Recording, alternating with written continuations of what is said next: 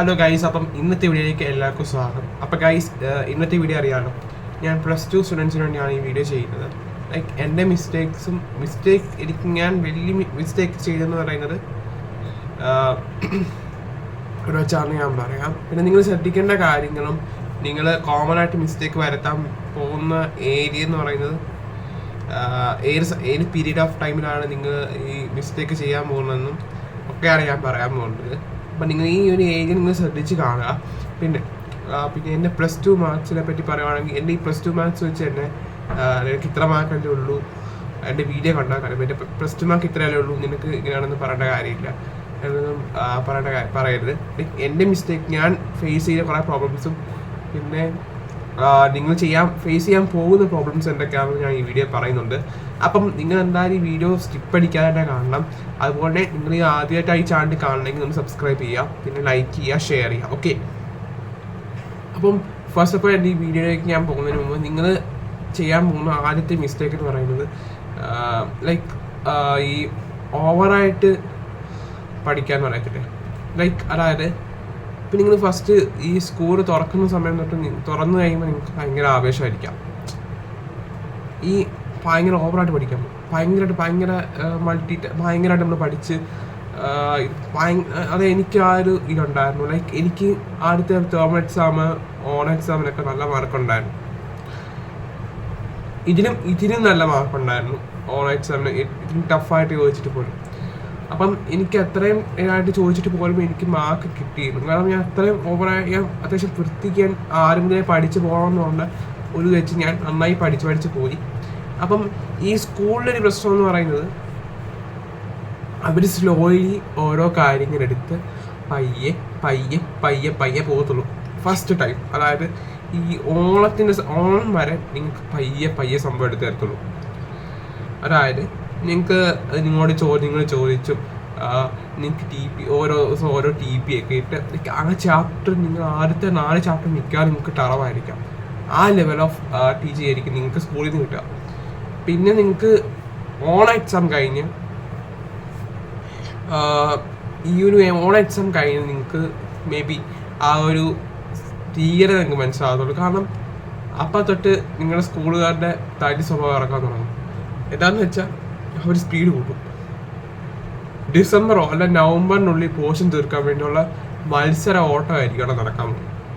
അപ്പം നിങ്ങൾക്ക് അത്രയും സ്പീഡ് നിങ്ങൾക്ക് എടുക്കും. ഇൻ്റഗ്രേഷനൊക്കെ ഡിഫറൻസിയേഷനൊക്കെ അങ്ങനെ എടുത്തെങ്കിലും പക്ഷേ മറ്റേതൊന്നും ഭയങ്കര സ്പീഡിലായിരുന്നു എടുത്തത്. ഇൻ്റഗ്രേഷൻ എനിക്ക് സത്യം പറഞ്ഞാൽ ഇപ്പോഴും എനിക്ക് മനസ്സിലായിട്ടില്ല. ഇൻ്റഗ്രേഷൻ ഞങ്ങളുടെ ടീച്ചർ ബോഡിയിൽ ഒരു എന്താ പറയുക, ഈ സ്ക്രീനിൽ കാണിച്ചിട്ട് ഇൻ്റഗ്രേഷൻ്റെ പ്രോബ്ലമൊക്കെ ഇങ്ങനെ സ്ക്രീനിൽ കാണിച്ചിട്ട് മൗസ് വെച്ച് ചെയ്ത് അങ്ങനെ ഞങ്ങൾക്ക് ബോഡിയിൽ ഒരു പ്രോബ്ലം പോലും ചെയ്ത് തന്നിട്ടില്ല. അതുകൊണ്ട് തന്നെ അതുപോലെ ടൈമില്ല ഞങ്ങളുടെ സ്പീഡിൽ എഴുതാൻ പറയുക, പെട്ടെന്ന് തൂക്കുക. അതുകൊണ്ട് എനിക്ക് ഇൻ്റഗ്രേഷൻ്റെ നോട്ട് ബുക്കേ ഇല്ലായിരുന്നു. അപ്പം ഇൻ്റഗ്രേഷൻ എന്നൊരു സാധനം നിങ്ങൾ ഫിസിക്സ് ആണെങ്കിലും കെമിസ്ട്രി ആണെങ്കിലും ഓടിച്ചിട്ടായിരിക്കാം പഠിപ്പിക്കുന്നത്. ഈ ഓൺ എക്സാമിൻ്റെ കഴിഞ്ഞ് പിന്നെ നിങ്ങൾക്ക് ഒട്ടും ഗ്യാപ്പ് തരത്തില്ല.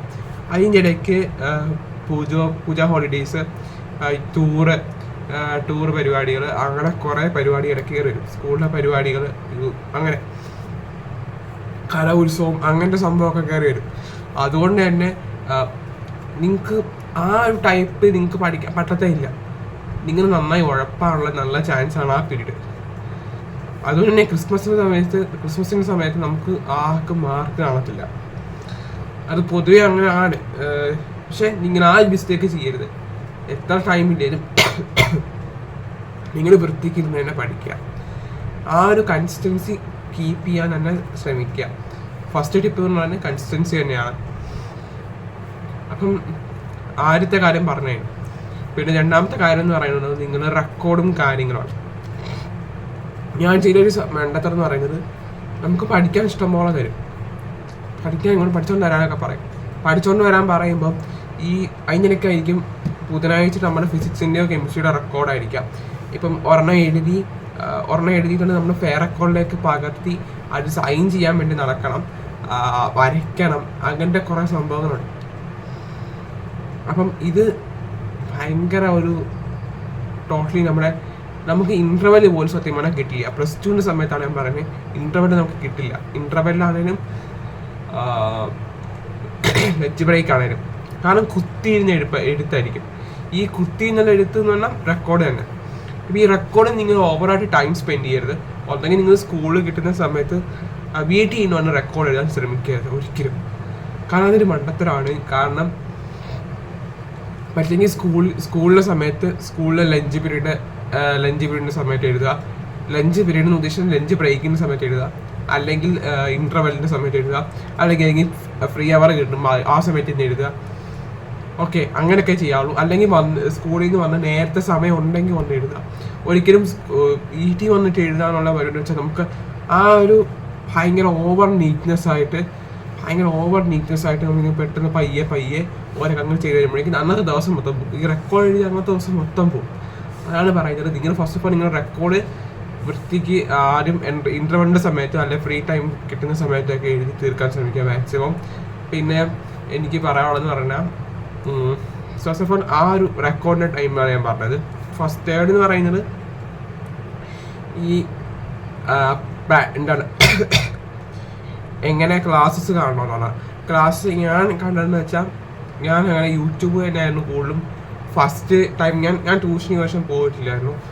ഞാൻ യൂട്യൂബിലെ ക്ലാസ് തന്നെയായിരുന്നു അറ്റൻഡ് ചെയ്യുക. പിന്നെ എൻ്റെ ഫ്രണ്ടിൻ്റെ ആപ്പ് വെച്ച് ഞാനിങ്ങനെ അവൻ ആപ്പ് യൂസ് ചെയ്യാൻ വെബ്സൈറ്റ് യൂസ് ചെയ്ത് അങ്ങനെ ഒക്കെ ആയിരുന്നു യൂസ് ചെയ്തത്. പക്ഷേ എന്നിട്ടും എനിക്ക് പക്ഷേ കുറേ ക്ലാസ്സൊക്കെ അത്യാവശ്യം അടിപൊളിയായിട്ട് തന്നെയാണ് തോന്നിയത്. ഇപ്പം നിങ്ങൾക്ക് എക്സാമിനറാണോ സൈലോ ആണോ നിങ്ങൾക്ക് കൂടുതൽ ഇഷ്ടം? അതായത് ഞാൻ ഓണസ്റ്റായിട്ട് ഞാൻ പറയാമല്ലോ, ഇപ്പം നമുക്ക് മാത്സ് ഉണ്ട്. ഇപ്പം സൈലത്തിൻ്റെ കണ്ടിട്ട് എനിക്ക് എക്സാമിനറിൻ്റെ കണ്ടിട്ട് മനസ്സിലാക്കിയ ഓക്കെ. ഇപ്പം ഞാനൊരു എക്സാമിനറിൻ്റെ സ്റ്റുഡൻ്റ് ആണെന്ന് വിചാരിക്കുക. എക്സാമിനറിൻ്റെ സ്റ്റുഡൻ്റ് ആണ്, പക്ഷെ എനിക്ക് എക്സാമിനറിൻ്റെ മാത്സിൻ്റെ ഒരു ചാപ്റ്റർ കണ്ടിട്ട് മനസ്സിലായില്ല. നിങ്ങൾ ഉടനെ എന്ത് ചെയ്യാമെന്ന് വെച്ചാൽ ആദ്യത്തെ മനസ്സിലാകുന്ന ഇറങ്ങി മാത്സിന് ഒരാളെ ഫിക്സ് ചെയ്ത് വെക്കാം. ലൈക്ക് ഇപ്പം എനിക്ക് എക്സാമിന് കണ്ടിട്ട് മനസ്സിലായി, പക്ഷേ സൈലത്തിൻ്റെ ഫൂസാറിൻ്റെ ക്ലാസ് കണ്ടേ അപ്പോൾ എനിക്ക് മനസ്സിലായി.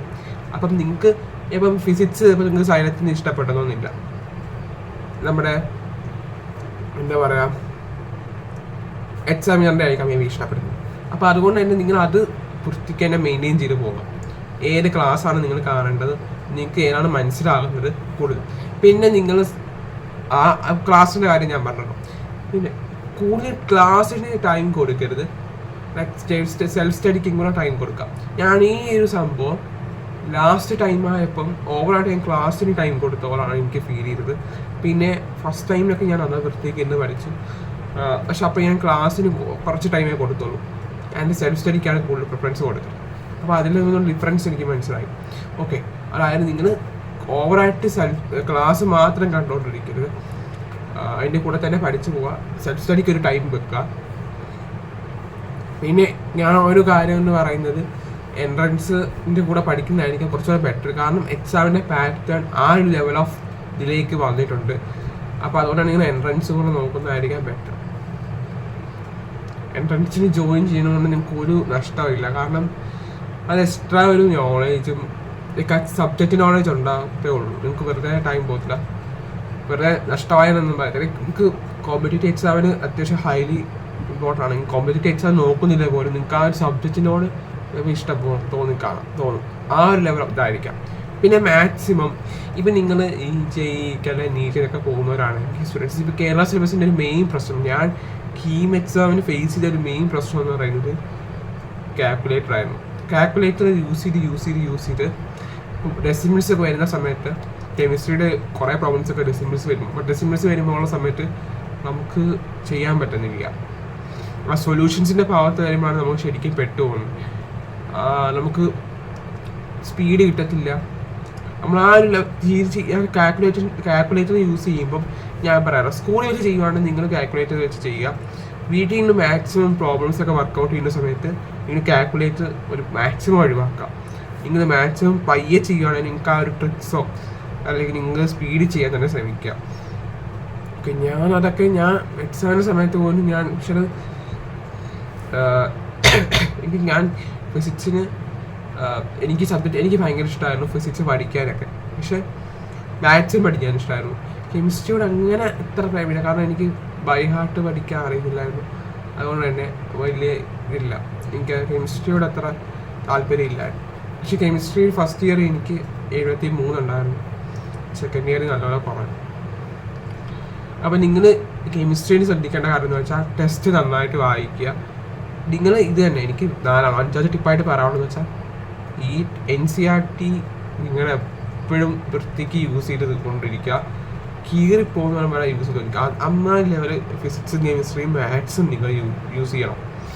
ഓക്കെ, ബയോളജിക്കാർ യൂസ് ചെയ്യാം. കമ്പ്യൂട്ടർ സയൻസുകാർക്ക് SCERT ആണ്. അവർക്ക് പ്രിൻ്റ് നോട്ട്സ് ആയിരിക്കും കമ്പ്യൂട്ടർ സയൻസുകാർക്ക് കൂടുതലും തരാം. എനിക്കൊക്കെ പ്രിൻ്റ് നോട്ട് ആയിരുന്നു മാത്രമേ ഉള്ളായിരുന്നു. പിന്നെ നിങ്ങൾ ശ്രദ്ധിക്കേണ്ട കാര്യം എന്ന് പറഞ്ഞാൽ കൺസിസ്റ്റൻസി കീപ്പ് ചെയ്യുക. ഇതിലൊക്കെ തന്നെ നിങ്ങൾ വൃത്തിക്ക് നിങ്ങൾക്ക് മനസ്സിലാവുന്ന ക്ലാസ് ഏതാണെന്ന് അത് വെച്ച് കാണുക. പിന്നെ ഓവർ ക്ലാസ്സിന് ടൈം കൊടുക്കരുത്. പിന്നെ എന്താ പറയുക, ലാസ്റ്റ് മന്ത് ഇന്ന് പഠിക്കാൻ ശ്രമിക്കരുത്. ഇത് തന്നെ ലാസ്റ്റ് ടിപ്പ് എന്ന് പറയുന്നത് തന്നെയാണ്, ലാസ്റ്റ് മന്ത് ഇത് പഠിക്കരുത്. പക്ഷെ ഞാൻ ലാസ്റ്റ് മന്തൊന്നും അങ്ങനെ ഓവറായിട്ട് ഞാൻ എല്ലാം കൂടെ ഒരുമിച്ചിരുന്ന് പഠിക്കുക ആ ഒരു ടൈപ്പ് ഞാൻ പഠിച്ചിട്ടില്ല. അതെന്നെ കൊണ്ട് പറ്റത്തില്ലെന്ന് എനിക്കും അറിയാം. പക്ഷെ എനിക്ക് ഇതുകൊണ്ടോ എനിക്ക് മാർക്ക് കുറഞ്ഞു, എന്താണെന്ന് എനിക്കറിയില്ല. അതുപോലെ +2 ഞാൻ കഴിഞ്ഞു. ഇനി പുതിയ സംഭവമാണ്. ഓക്കെ, നിങ്ങൾക്ക് +1 റിസൾട്ട് വരാറായിട്ടുണ്ടെന്ന് തോന്നുന്നു. +1 റിസൾട്ട് വെച്ച് നോക്കിയിട്ട് നിങ്ങൾക്ക് ഇമ്പ്രൂവ്മെൻറ്റ് ഒരു സബ്ജക്റ്റിൽ കൂടുതൽ ചെയ്യരുത് എന്നാണ് എൻ്റെ ഒരു അഭ്യർത്ഥന. കാരണം ഒരു സബ്ജക്റ്റിൽ കൂടുതൽ നിങ്ങൾക്ക് ചെയ്യാൻ പറ്റത്തുള്ളൂ.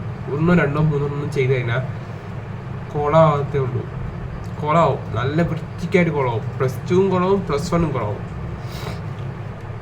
സോ അതുകൊണ്ട് തന്നെ നിങ്ങൾക്ക് വൃത്തിക്ക് പഠിക്കണം, വൃത്തിക്ക് സംഭവം ചെയ്യണമെന്നുണ്ടെങ്കിൽ ഇമ്പ്രൂവ്മെൻറ്റ് മാക്സിമം എഴുതാതിരിക്കാനുള്ള സമയത്ത് ഉണ്ടാക്കുക.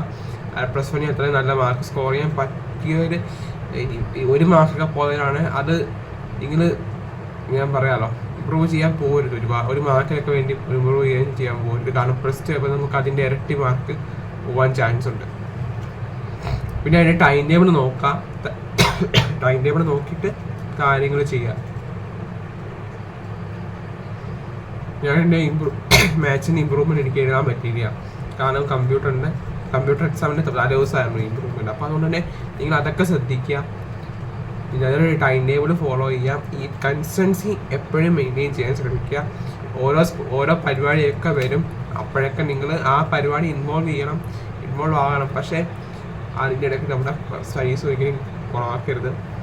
കാരണം +2 എന്ന് പറഞ്ഞ സാധനം ലാസ്റ്റ് മിനിറ്റ് പഠിച്ചുണ്ടാക്കാൻ പറ്റുന്ന ഒരു സംഭവമല്ല +2. അത് എക്സാമിൻ്റെ പാറ്റേണൊക്കെ ഒത്തിരി മാറ്റുന്നുണ്ട്. ഫസ്റ്റ് മുതലേ പഠിച്ചു വരുന്ന കുട്ടിക്ക് മാത്രം ആൻസർ ചെയ്യാൻ പറ്റുന്ന ടൈപ്പ് ക്വസ്റ്റ്യൻസ് ആക്കിയിട്ടുണ്ട്. സോ എനിക്ക് ഈ വീഡിയോ ഇഷ്ടപ്പെടുന്നത് സബ്സ്ക്രൈബ് ചെയ്യുക, അതുപോലെ ലൈക്ക് ചെയ്യുക, ഷെയർ ചെയ്യുക. ഓക്കെ, നിങ്ങൾക്ക് എന്തെങ്കിലും സജഷൻസ് ഏതെങ്കിലും വീഡിയോ ഇടണമെന്നുണ്ടെങ്കിൽ ഈ വീഡിയോ നാളെ ഒന്ന് കമൻറ്റ് ചെയ്യാം കേട്ടോ. Okay, bye guys.